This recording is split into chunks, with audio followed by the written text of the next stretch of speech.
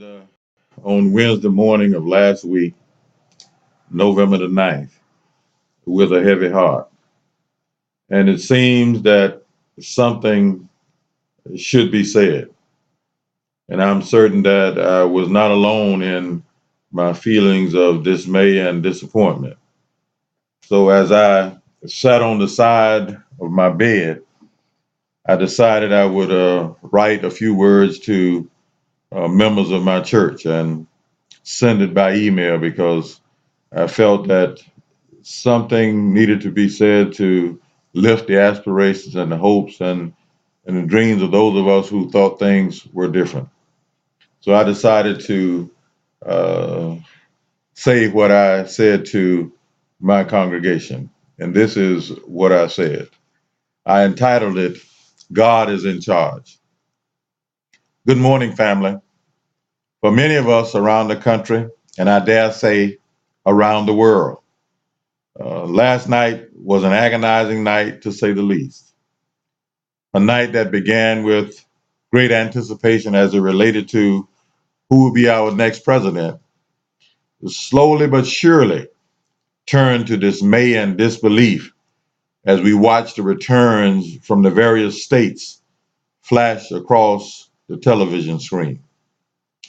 Well, I can't begin to analyze what happened that eventuated in our being led for the next 4 years by someone who has demonstrated time and time again that he's not fit to lead us. But I can say without equivocation that God is in charge.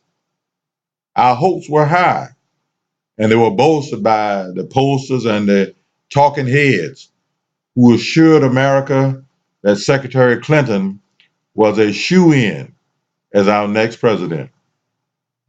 It had been seen from the outset of this process, however, that there was never anything about this election that was predictable. It is an understatement to say that many of us never expected what has become the final results of the presidential election. And we wonder now, with our heads in our hands, what do we do now? How are we to make it? I am comforted by King Solomon when he said from Proverbs 21 and 1, the Lord controls the minds of a king as easily as he directs the course of a stream. I believe that I can say with a great deal of certainty that Mr. Trump feels that he is the king right now, but I'm more than certain that he's controlled by the King of Kings. And whatever happens going forward will not happen without God's consent. None of us knows what lies ahead for us as a nation or as a people during these next 4 years. But we know that God holds the reins of time and eternity in God's hands. We know further that the Apostle Paul was right when he said, and we know that God causes everything to work together for the good of those who love God and are called according to his purpose for them. From Romans 8:28. I am determined to trust God even though I cannot trace God. I will place my disappointments over this election at the throne of grace, and I will tell God earnestly, God, I do not understand why things have turned out as they have, especially in light of the optimism that we shared as a nation and as a people. But I know without a doubt, God, that you are in control. And I know that what happened has happened for our good and for your ultimate glory. I see through a glass darkly right now, God, but you see the beginning from the end clearly, and you are in control, complete control.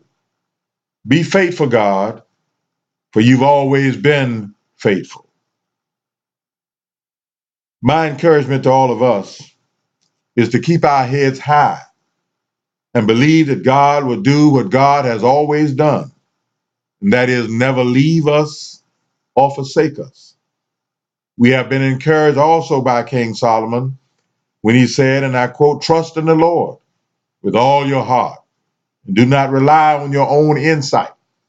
In all your ways acknowledge him, and he will make straight your path," from Proverbs 3, 5, and 6. It does not matter who is in leadership in our country. God is our leader, and we will make concerted efforts to remain the people of God and conduct ourselves in ways that are acceptable to God. We will trust God no matter what. Should we become apathetic and discouraged in light of what has happened? The Apostle Paul answers that question like this, and I quote, "No, despite all these things, overwhelming victory is ours through Christ who loved us," from Romans 8 and 37. To God be the glory for the great things that God has done and will continue to do. Remember, in spite of what happens, God is in charge. God bless you.